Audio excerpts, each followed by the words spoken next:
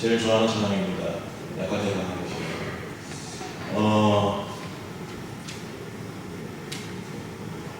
약할 때 강한 것이다. 그러나 전에서도 상당히 아이러니하지만 그러나 우리는 그걸 믿습니다.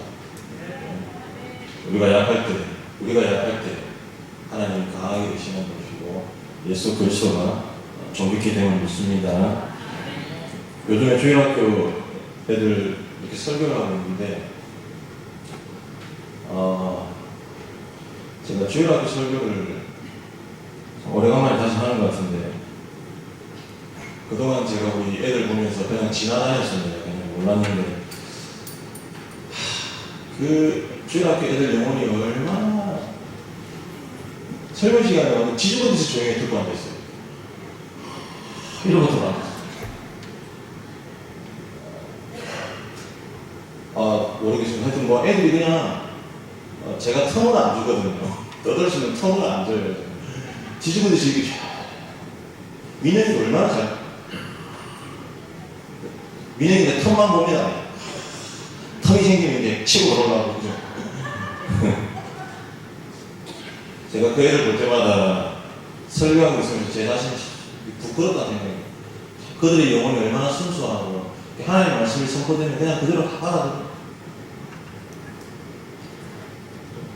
우리는 참 그렇지 못합니다. 순수하지 못하고 하나님은 참 고민하게 되고 오늘 제가 요셉의 이야기를 좀 하려고 합니다. 요셉의 이야기를 하면서 쉽게 하기는 참 어렵습니다. 왜냐? 너무너무 잘 알고 너무너무 많이 들었고 너무너무 뻔한 이야기이기 때문에 참 힘듭니다. 근데 한번 기도를 해보려고 합니다. 오늘은 제목은 하나님의 이끄심인데 저는 자존감을 좀 이야기하려고 합니다. 자존감. 여러분 스스로 한번 생각해 보시기 바랍니다. 우리는 과연 요셉과 같이 살 수 있을까 한번 김상수 입장은 요셉과 같이 살 수 있을 것 같습니까? 지금 대답은 긍정입니까? 부정입니까? 지금 우리가 요셉처럼 산다는 것이 참 어렵습니다. 성경에 보면 소위 신학자들이나 모든 사람들이 성경 속에서 가장 완벽한 인물을 꼽으라 그러면 1순위로 요셉을 꼽습니다. 흠이 없어요. 뭐 죄지었다고 말도 없어요. 아브라함도 그러고 모세도 그러고 많은 사람들이 보면 참 어떤 그 약한 부분들을 이야기하는데 요셉은 전혀 그런 부분이 없습니다. 소위 말해서 일치월장 성승장구 그냥 끝을 향해 달려가는 사람이었어요. 근데 성경에 보니까 요셉의 약한 모습을 이야기하는 부분이 있더라고요. 그걸 찾으려고 고생했습니다. 그걸 찾은 순간 요셉이 은혜가 되는 거예요. 그죠? 왜냐? 나도 요셉처럼 살 수 있구나 하는 희망이 생기는 겁니다. 창세기 42장 21절 23절을 보니까 이렇게 기록되어 있습니다. 그들이 서로 말하되 우리가 아우의 일로 말미암아 범죄하였도다. 그가 우리에게 애걸할 때에 그의 마음의 괴로움을 보고도 듣지 아니하였으므로 이렇게 나옵니다. 이게 무슨 이야기냐면 요셉의 형들이 애굽에 가가지고 애굽의 총리 앞에 서게 됩니다. 그런데 총리가 자기들을 스파이라고 오게 되니까 형제들이 모여서 자기들끼리 이야기하는 거예요. 요셉이 애굽 총리라 생각하고 자기들의 말을 못 알아들을 거라 생각하고 자기들의 말로만 이야기하는 거예요. 근데 뭐라고 하고 있습니까?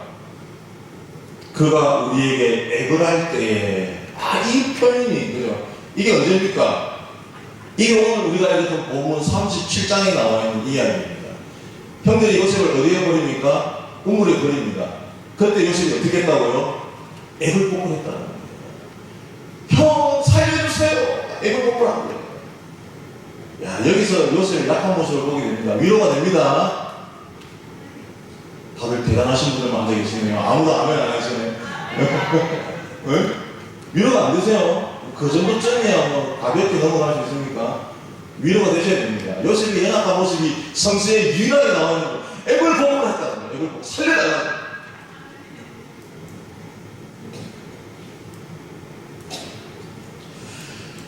어쨌든 요셉의 삶은 어떻습니까? 이런 모습을 뒤로하고 그가 걸었던 길은 고난의 길이었습니다. 역경이었습니다.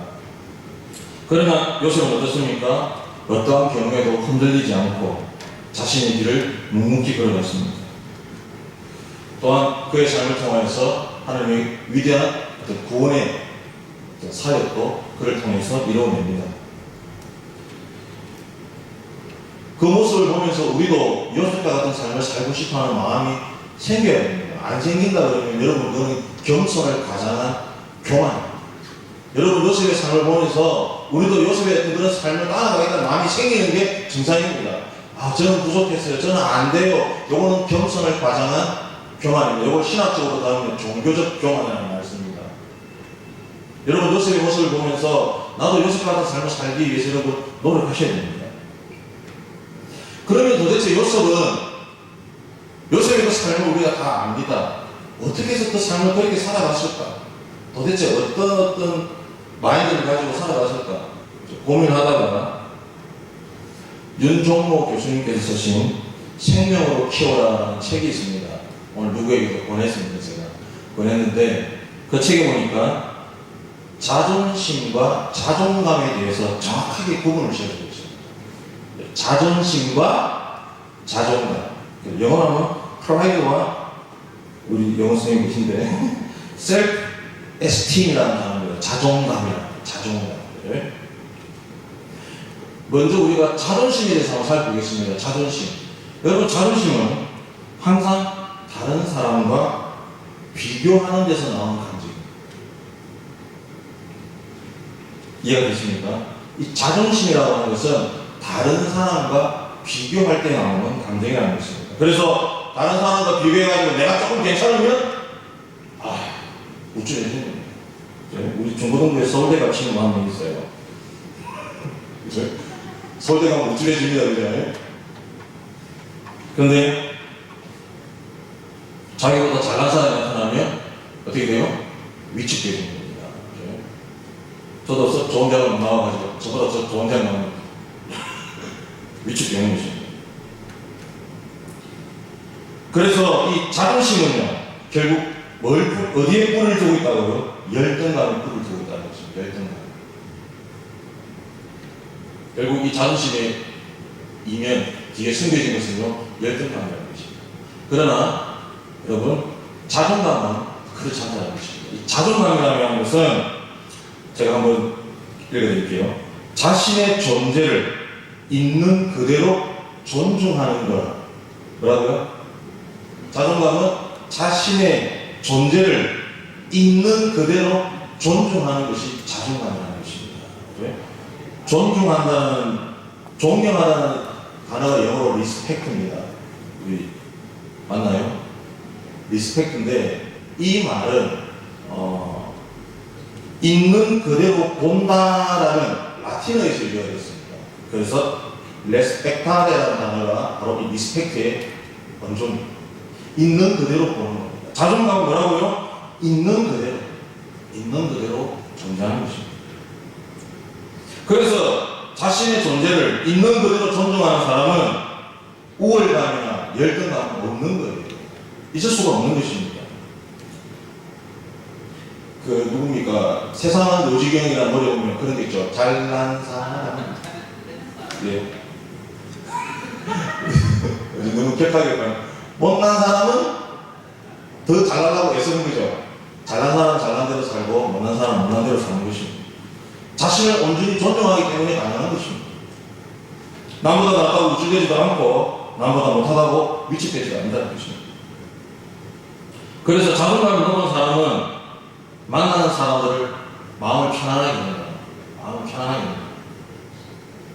그래서 자존감이 높은 사람은 일의 결과에 집착하지도 않고, 그래서 일의 결과에 집착하지 않기 때문에 실패하더라도 그들은 좌절하지 않는다는 것입니다. 그래서 우울증이나 편집증 이런 정신적인 문제도 없다는 것입니다. 저는 이 내용을 보면서 이야 이게 요셉이구나. 이게 요셉이구나. 요셉은 어떻게 보면 자기 있는 삶을 그대로 받아들이는 거예요. 만약에 그 순간 자존심을 내세웠다면 생각해 보시기 바랍니다.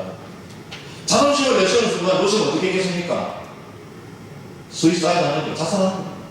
자살하는 거. 내 인생이 이거밖에 안 되는구나. 내가 어쩌자고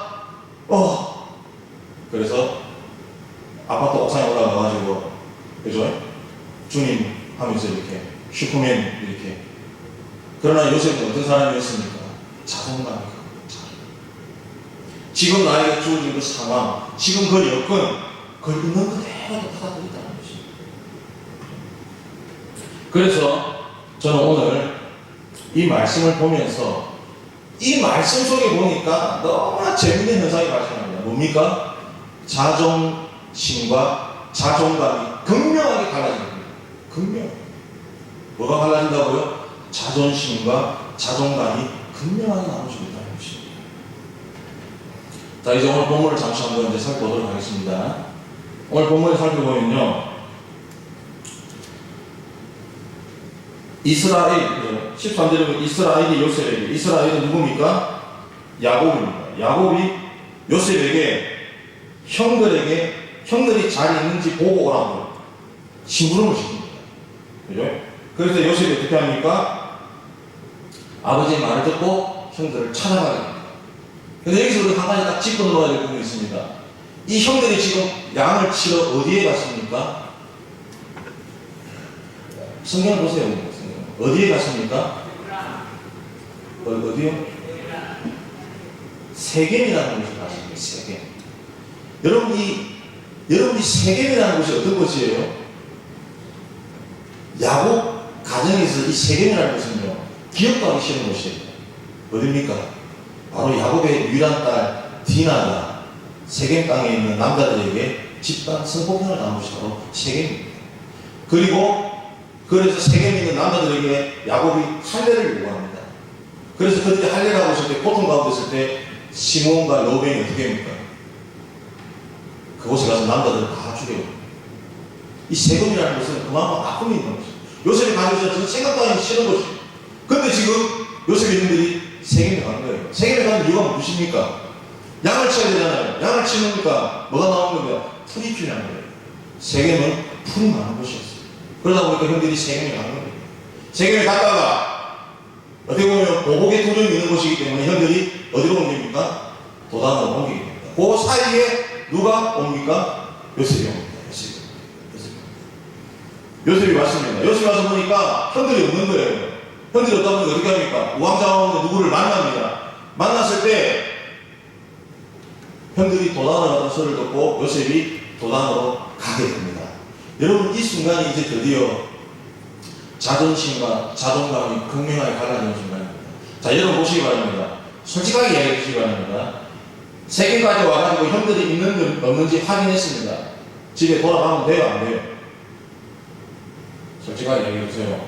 세계까지 와서 형들을 확인하고 없는 걸 보고 집으로 돌아가면 되죠. 집으로 돌아가도 괜찮아요. 그런데 요셉은 어땠습니까? 아버지가 시킨 것에 충실하게 따르기 위해서 형들이 있는지를 정확하게 확인하기 위해서 결국엔 어디까지 갑니까? 도단까지 가게 됩니다. 도단까지 가게 됩니다. 자, 도단까지 갔을 때 요셉이 형들을 먼저 발견합니까? 형들이 요셉을 먼저 발견합니까? 형들이 요셉을 먼저 발견합니다. 그죠? 18절, 19절에 보니까 이렇게 기록되어 있습니다. 오늘 읽진 않았지만 요셉이 그들에게 가까이 오기 전에 그들이 요셉을 멀리서 보고 어떻게 하게요? 죽이기로 꾀했다는 것입니다. 서로 이르되 꿈꾸는 자가 오는도다. 여러분, 이 보시기 바랍니다. 그들이 요셉을 보는 순간 요셉을 죽이려고 생각합니다. 그리고 뭐라고 얘기합니까? 저기 꿈꾸는 자가 온다. 여러분, 이것이 바로 자존심입니다. 이것이 자존심이에요. 형들의 자존심은요, 아버지가 요셉만 사랑하기 때문에 항상 어떻습니까? 열등감에 사로잡혀 있어요. 그래서 요셉을 어떻게 할까? 하다가 결정적인 순간이 따랐습니다. 어떻게 합니까? 요셉을 죽이기로 결정합니다. 여러분, 이게 자존심을 가지고 살아가는 모습입니다. 그러나 요셉은 어떻습니까? 오히려 요셉은 그 행동이 아버지의 말씀을 더 열심히 순종하다 보니까 어떤 일이 벌어졌어요? 오히려 그에게 힘들고 어려움, 드디어 고난과 역경이 시작된다는 것입니다. 그래서 이 부분을 제가 한 두 가지 정도로 생각해 봤습니다. 두 가지 정도. 요셉은 분명히 더 열심히 아버지 말씀을 따라서 형들을 찾아갔습니다. 그럴 때 요셉에게 돌아온 것은 오히려 죽음의 위협이 그를 기다리고 있었다는 것입니다. 그래서 저는 요셉의 자존감을 생각할 때 첫 번째로 어떤 부분을 생각했냐면 하나님의 형통케 하심을 믿었다라고 규정을 지어봤습니다. 뭐라고요? 하나님이 형통케 하심을 믿었다. 그죠? 우리는 어떤 단기적인 어떤 결과에 쉽게 흔들린다는 것입니다.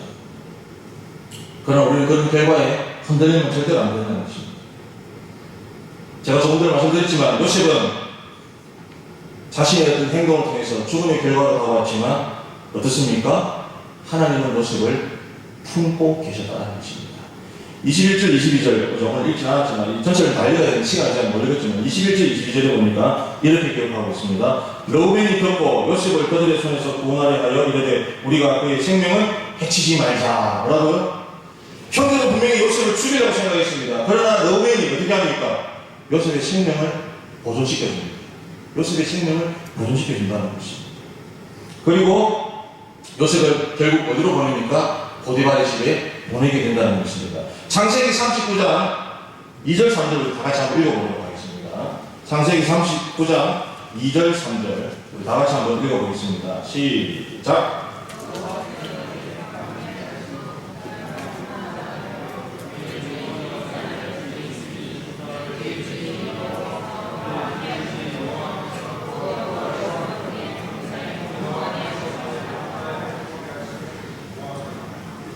자, 여러분 보시면 이 말씀 보시기 바랍니다. 그가 형통한 자가 되어. 그리고 나서 누가 요셉의 형통함을 보았습니까? 그의 주인이 누구요?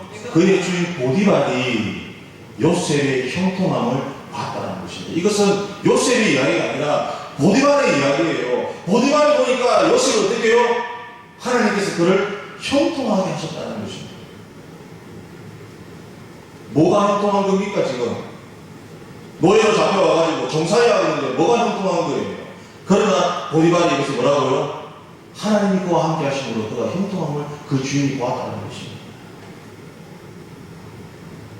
요셉은 오히려 열심히 되었습니다. 최선을 다했습니다. 오히려 그에게 나간 결과는 어땠습니까? 불행했습니다. 그러나 하나님은 그 불행 가운데 요셉을 어떻게 하셨습니까? 당신의 손으로 그를 이끄시고 계셨다는 것입니다. 여러분 요셉의 자존감은 바로 이런 것입니다. 하나님이 나를 인도하신다는 걸 믿고 있다는 것입니다. 하나님이 나를 형통하심을 요셉은 믿고 있다는 것입니다. 요셉의 자존감은 바로 그것입니다. 그렇기 때문에 지금 나에게 주어진 상황을 어떻게 해요? 있는 그대로 받아들일 수 있다는 것입니다. 이런 자존감이 있는 요셉은 결코 실패하지 않는다는 것입니다. 저와 여러분도 이런 자존감을 가지시기 바랍니다. 하나님이 우리를 형통하게 하시는 여러분 믿으시기 바랍니다. 두 번째, 하나님의 큰 그림 속에서 인도하심을 믿는 자존감입니다. 뭐라고요? 하나님의 큰 그림 속에서 인도하심을 믿는 자존감입니다. 하나님께서 요셉을 애국으로 보낸 목적이 두 가지가 있습니다. 첫 번째는 뭐냐면요. 뭐죠? 요셉을 내적으로 연단시키기 위해서 요셉을 애국에 보내셨습니다. 그리고 두 번째는 뭡니까? 바로 앞에 서게 하기 위해서 보냈습니다. 바로 앞에. 요셉을 13년 동안 하나님께서 성실한 손길로 그를 인도해 주셨습니다. 그죠? 첫 번째는 어디로 갔습니까? 보디발의 집에 갔습니다. 그리고 두 번째는요, 보디발의 소위 못생긴 아내가, 그죠? 못생긴 아내가 요셉을 꾀었습니다. 그때도 요셉은 굴하지 않고 피했습니다. 그럴 때 어디 갔습니까? 감옥에 갔습니다. 그 감옥은 어떤 곳이었습니까? 왕의 직속 감옥이었습니다. 그래서 그 누굴 만나게 됩니까? 술 맡은 관자를 만나게 되는 것입니다. 여러분, 이 부분에서 제일 중요한 부분이 있으면 잘 들으시기 바랍니다. 여러분, 요셉은 이것을 알고 있었습니까? 몰랐습니까? 하나님께서 자기를 총리로 인도한다는 걸 알고 있었어요? 몰랐어요? 우리는 역사적으로 보고 있기 때문에, 결과를 보고 있기 때문에 알고 있지만, 그러나 그 현실 속에 있는 요셉은 하나님이 그렇게 자기를 인도하는 것을 전혀 몰랐다는 것입니다. 그러나 요셉은 어떻습니까? 큰 그림 속에서 하나님이 나를 인도한다는 사실을 요셉은 믿고 있다는 것입니다. 창세기 45장 5절에서 8절에 보면 요셉의 고백이 나옵니다. 자, 읽어드리겠습니다. 당신들이 나를 이곳에 팔았다고 해서 근심하지 마소서, 한탄하지 마소서. 하나님이 생명을 구원하시려고 나를 당신들보다 먼저 보내셨나이다. 이 땅에 2년 동안 흉년이 들었으나 이렇게 쭉 나옵니다. 그런즉 나를 일로 보낸 이는 당신들이 아니요 하나님이시다라고 요셉이 형들에게 이야기하고 있습니다. 누가 보냈다고요?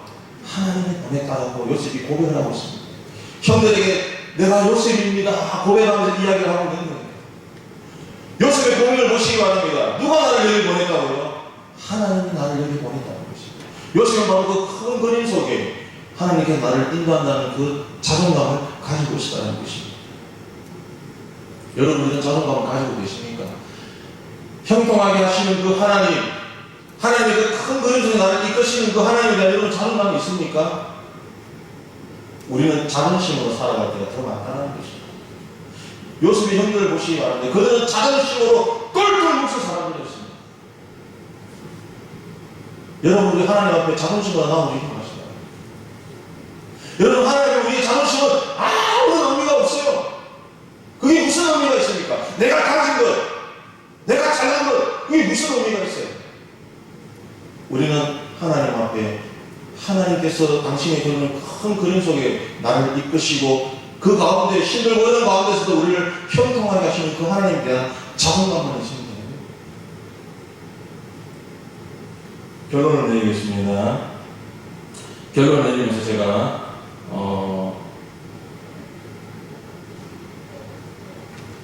오늘 우리 중학교들한테 했던 이야기, 중고등교들한테 했던 이야기인데 재미있는 이야기 하나 드리겠습니다. 데이빗 A. 시멘스가 쓴 상한 감정의 치유 책에 보면 찰스 스타인베츠의 이야기가 나옵니다. 누군지 잘 모셔도 돼요. 포드 자동차 초창기 때, 포드 회사 자동차 초창기 때 옛날에는 전기를 돌리기 위해서 뭐가 필요합니까? 회사에 발전기가 필요합니다. 발전기가. 그래서 이 발전기가 있어야만이 이 공장이 돌아가게 됩니다. 이 공장이 돌아가게 되는 거예요. 근데 이 발전기가 고장이 나는 거예요. 이 회사의 공장이. 이 회사에 얼마나 큰 타격입니까? 그죠? 발전기가 고장이 나서 소위 미국 내에 가장 전기에 뛰어난 사람들을 다 불러들였습니다. 어느 누구도 발전기를 고치지 못했습니다. 그래서 결국 이 포드라는 사람이 찰스 스타인베츠라는 사람에게 전화를 합니다. 그래서 그가 오게 합니다. 그래 와서 이 사람이 와가지고 하는 일이라고는 2시간 동안, 한 3시간 동안 아무것도 하는 것 없이 그냥 발전기를 보면서 두들기만 하는 거예요. 그리고 3시간 뒤에 돌아갈 때 스위치를 켜는 순간 발전기가 돌아갑니다. 그리고 며칠 뒤에 청구서가 날아왔습니다. 어떻게 날아왔습니까? $10,000를 달라고 청구서가 나옵니다. 여러분, $10,000면 얼마죠? 우리 강의는 1,000,000원, 그죠? 이게 환율에 따라 움직일 수도 있습니다, 그죠? 오늘 우리 아침에는 1,200으로 갔는데, 그죠? 지금은 한 1,000,000원. 여러분, 발전기 하나 고쳤는데 1,000,000원 달라고 청구서가 온 거예요. 물론 포드 입장에서는 1,000,000원이 뭐 돈이겠습니까, 그죠? 그래서 포드가 이렇게 써서 보냈습니다. 찰스, 당신이 그 모터를 두들기며 몇 시간 일한 것에 비해 너무 비싼 금액 아닙니까? 하고 다시 청구서에 보낸 거예요. 그래서 스타인베츠도 청구서에 다시 $10,000을 쓰고 빗다 글을 썼습니다. 모터를 두들기며 일한 값 $10. 어디를 두들겨야 할지를 알아낸 값 $9,990. 그래서 $10,000를 다시 청구합니다. 그래서 포드가 $10,000을 줬다는 저술적인 이야기입니다. 여러분, 이 발전기를 바로 이 찰스가 만든 거예요. 이 찰스 스타인베츠가 바로 포드 회사에 있는 그 엄청난 발전기를 본인이 만든 거예요. 본인이 만든 거예요. 그렇기 때문에 그 어떤 박사가 와서 못 고쳐도 자기는 자기가 만들었으니까 너무나 잘하는 거예요. 몇 번 두들겨 보면 감이 나는 거예요. 여러분, 우리의 자존감은 하나님이 돼야 합니다. 하나님이 우리를 만드셨어요. 하나님이 우리를 만드시고 하나님이 우리를 이 땅에 보내주시고 이 땅을 살아야 될 이유를 우리에게 가르쳐 주셨다니까요. 그리고 우리가 문제가 있을 때 하나님께 강구하시면요, 하나님 몇 번 두들겨 보면 답이 나와요. 아, 김미성 집사 고생이 많구먼. 몇 번 두드리면 답이 나와요.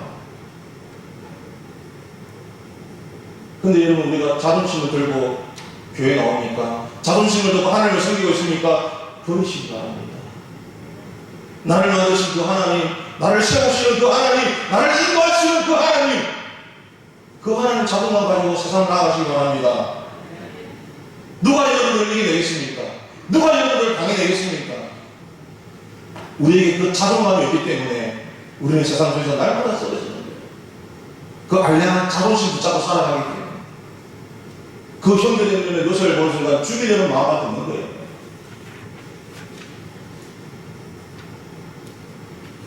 여러분, 하나님께서 우리에게 주시는 이 형통하게 하고 우리를 큰 그림 속에서 이끄시는 그 인도하심, 여러분 그 자존감을 가지시고 이 땅을 살아가시기 바랍니다.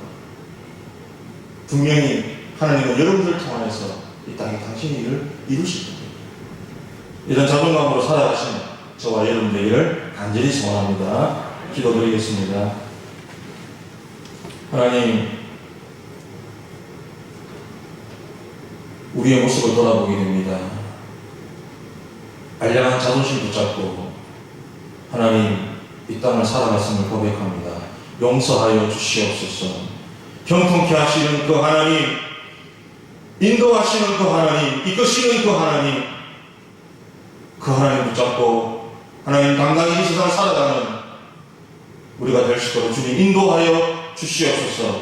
그래서 우리 삶을 통하여서 살아계신 그 하나님을 나타낼 수 있도록 주님 인도하여 주시옵소서. 예수님 이름으로 감사하며 기도드립니다.